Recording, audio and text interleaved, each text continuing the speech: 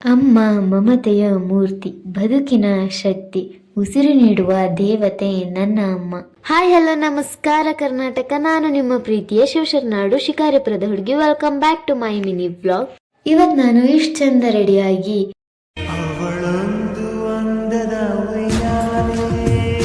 Bus ಹತ್ತಿ ticket ತೆಗೆಸ್ಕೊಂಡು ಹೋಗಿದ್ದೆ ಒಂದು ಫಂಕ್ಷನ್ಗೆ.